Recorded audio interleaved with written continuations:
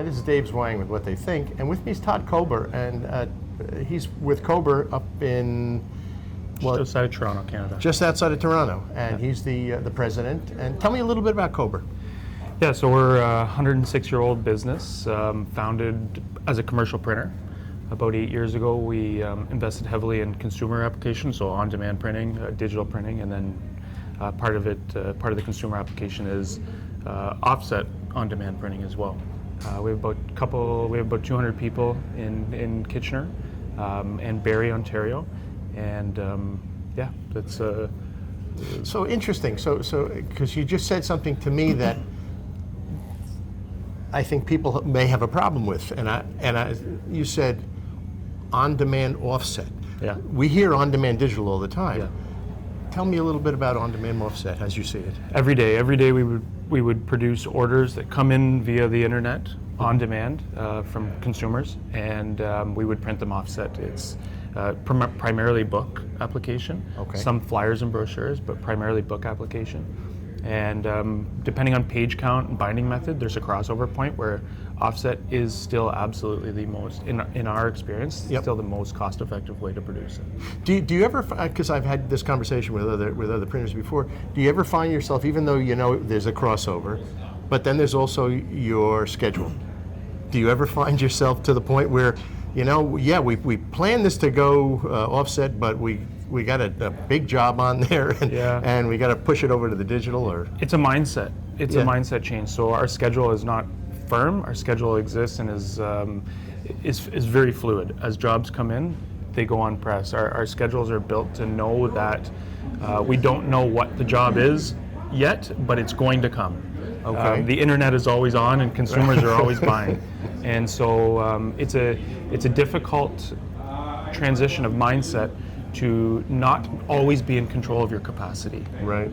And just to have faith that an order will come, but you need to produce it right away. Kind of go with the flow. Yeah, 100%. So you've got offset equipment, and we're here at Heidelberg, so Yeah. I assume you have some Heidelberg equipment. Yeah. We actually just bought an XL106 8P. Oh, that's a beautiful So press. it arrived yesterday. Actually, the first units arrived yesterday. Okay, and you're not there to. I know. It's painful. I know.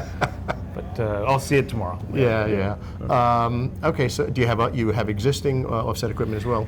We do. We have two other perfectors, two 10-color perfectors as well, and then full bindery, and then we have 6 indigos as well. And 6 indigos. Okay. Also cut sheet, or they do All cut sheet. all cut sheet? Everything's cut sheet. Yeah. Interesting. So you do book work. You do. Is it general commercial? Do you have very specific kinds of applications? Yeah, so for consumer application, we split it into 4 categories: brochures, flyers, postcards, and books. Okay. And then with books, it's split 2 ways. It's what we call short to medium run book work. Mm-hmm. So a book of 1 up to, generally speaking, 10,000. Mm-hmm. And then photo book or book of 1, hardcover and softcover books. So you've got a very interesting mix. You've got a great way on board using the internet. Mm-hmm. How do you manage all of this?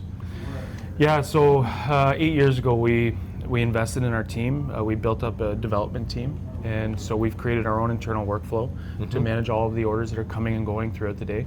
What we learned specifically to talk to the consumer business was you have to understand where all the orders are at any given point in time, and where potential bottlenecks and blocks are in the system. So our entire system now is barcode driven.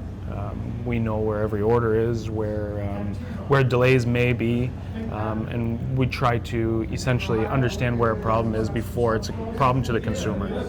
So you've got barcodes. You're collecting information.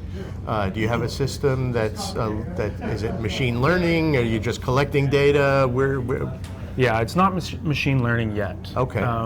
But what's exciting about it is the data's there. Right. So in due time, we can leverage that data Absolutely. for things like machine learning, other AI applications as well. Yep. It just takes time to start to leverage that data, but it's exciting to start to see all of that data come into one place, and it's accessible. Yeah. I think that's probably that's the first step. There is no. I was speaking to some other people before, and I've been doing this a long time, and I know that there's no silver bullet. There's no one application you buy, and Yep, you'll be AI next Thursday. Everything's happy. You know. No, it's a long process. Yeah. Yeah. Unfortunately, but it's the Well, it is, that's it is okay. what it But is. at least I mean, you've got your eye on the prize, so to speak. Yeah. So you've got a new press coming in, and that's a pretty exciting press. Yeah. So this is the 106, which I think is just been introduced. We actually put the plate logistics on it as well. So it's the first press in North America to have the plate logistics, where we just load essentially a cart, I believe with up to 80 plates, so 10 make-readies, and it'll auto-mount them, and it'll move them to each unit. And for us, that just enhances our make-ready time, helps the team out so they're not running plates. Yeah. We have a very short run length, average run length. What is your average run length? Right now it's about 2,200 sheets. Oh, okay, so yeah, sure, for offset, yeah. And so if we can fall in around that 2-minute make ready, running at 18,000 sheets an hour, that's a pretty powerful machine for us. Oh, that's huge. Yeah, I think I first saw that plate logistics unit in kind of concept, although it was working at Drupa, whenever the last Drupa was, a long time ago. Yeah, exactly. And I was totally impressed by it. I thought it was very cool. Yeah, we're excited. Yeah, absolutely.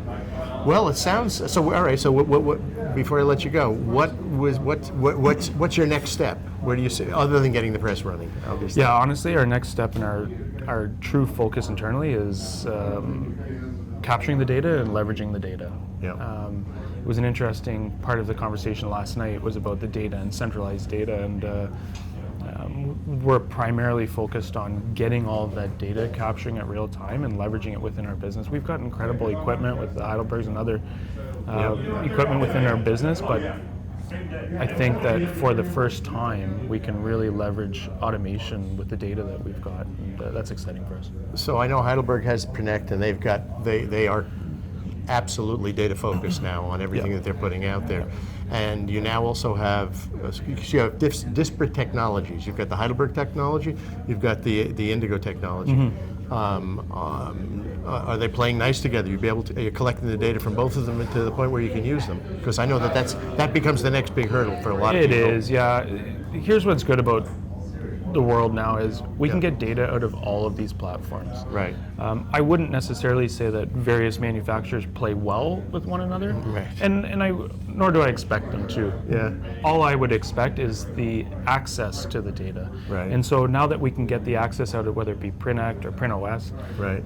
we can get the data, and then we can do something. You can We do your bring own it together. mapping, Right. exactly. Right. Yeah. No, and I think that's probably a big part of what has to happen. And you've got a team internally that's their job, I assume, building 100%. the system to support that. Yeah, absolutely. Yeah. I think that's a very significant function as we move forward in the industry. Well, Todd, it was really nice meeting you and speaking with you, man. Pleasure. Thank you. Thank you.